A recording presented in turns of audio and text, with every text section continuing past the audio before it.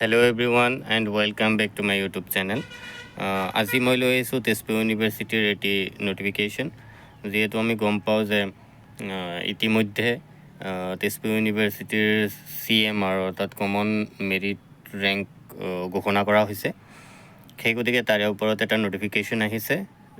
Let's gate started. ইয়াত কৈছে subject to verification of original documents and satisfaction of the minimum requirement of qualification the candidates given in the common merit rank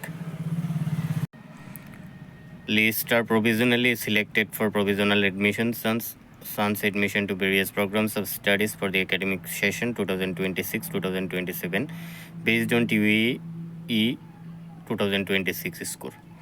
তো score অনুযায়ী কিছুমান documents verification আছে, তাৰপিছত original documents verification আছে, requirement of qualification আছে। এই গোটেইখিনি যিহেতু আমাৰ এটা ক্ৰাইটেৰিয়া থাকে এডমিশ্যনৰ কাৰণে, চ' ইয়াত মানে স্পেচিয়েলি বুকিং অফ ছিটৰ কাৰণে নটিচটো দিয়া হৈছে। Booking of seat by the candidates from the CMR will be held as stated below. তো কমন মেৰিট ৰেংক অনুযায়ী ছিটখিনি বুক কৰিব দিছে। Online seat confirmation and fee payment PWD person with disability যিবিলাক ছেকশ্যন আছে, কেটেগৰী আছে, সেইসকল ষ্টুডেণ্টৰ কাৰণে 3 জুলাই তাৰিখে অনলাইন ছিট কনফাৰ্মেশ্যন কৰিব লাগিব আৰু পে'মেণ্টটো কৰিব লাগিব। তাৰপিছত আছে আনৰিজাৰ্ভডৰ কাৰণে 6 জুলাইৰ পৰা 9 জুলাইলৈকে ছিট কনফাৰ্মেশ্যন কৰিব লাগিব আৰু পে'মেণ্টটো কৰিব লাগিব। তাৰপিছত আছে 10 জুলাইৰ পৰা 15 জুলাইলৈকে OBC NCL SC ST আৰু EWSৰ কাৰণে online seat confirmation and fee payment. তাৰপিছত আছে candidates will receive an email on their registered email ID for booking of seat on smart portal by paying required admission fees as shown here under.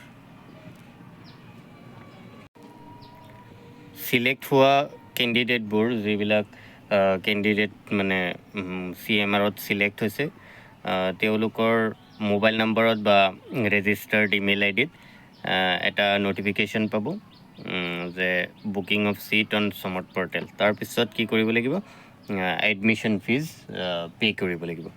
তাৰপিছত আছে candidates who books their seat by depositing the admission fee are required to report in the respective department for physical verification of documents during 27 and 28 July. Class will start from 29 July. তো তাৰপিছত admission fees deposit কৰাৰ পিছত কি কৰিব লাগিব, এই যে report আছে এডমিশ্যন ফি ডিপ'জিট কৰা হৈছে বুলি যোনটো ৰিপৰ্ট আছে, এইটো ৰেচপেক্টিভ ডিপাৰ্টমেণ্টত দিব লাগিব ফৰ ফিজিকেল ভেৰিফিকেশ্যন। আৰু এইটো হ'ব 27 জুলাই আৰু 28 জুলাই তাৰিখে, আৰু 29 জুলাইৰ পৰা ক্লাছেছ ষ্টাৰ্ট হ'ব। At the time of physical verification at Tezpur University, candidates are required to bring the prescribed medical certificate from a registered medical practitioner along with all relevant documents in original.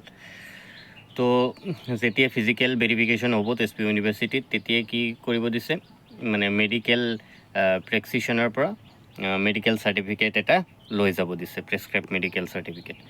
At the moment, university has very limited number of vacant hostel seats subject to availability of seats and allotment of hostel will be notified separately. আৰু হোষ্টেলৰ seat সম্পৰ্কে পৰৱৰ্তী পৰ্যায়ত হেৰি কৰা হ'ব, মানে জনোৱা হ'ব যে কিমান ছিট এভেইলেবল আছে, এলটমেণ্ট অফ হোষ্টেল, এই গোটেইখিনি পৰৱৰ্তী সময়ত দিয়া হ'ব।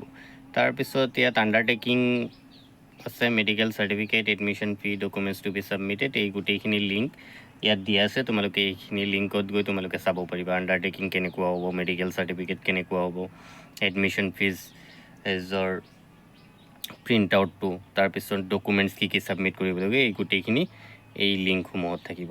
চ' thank you so' much for ৱাচিং। আৰু যদি কিবা ধৰণৰ কুৱেৰিজ থাকে তোমালোকে জনাবা। I will try to fulfill and suggest some steps that can be taken. Thank you so much.